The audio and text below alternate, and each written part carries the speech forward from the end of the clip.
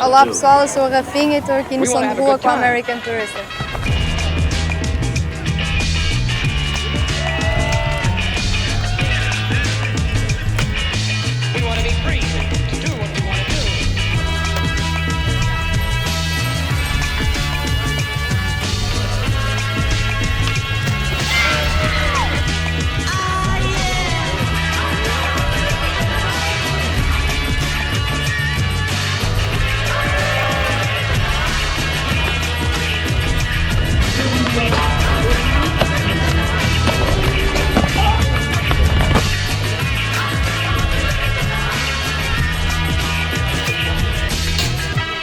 Just what is it that you want to do?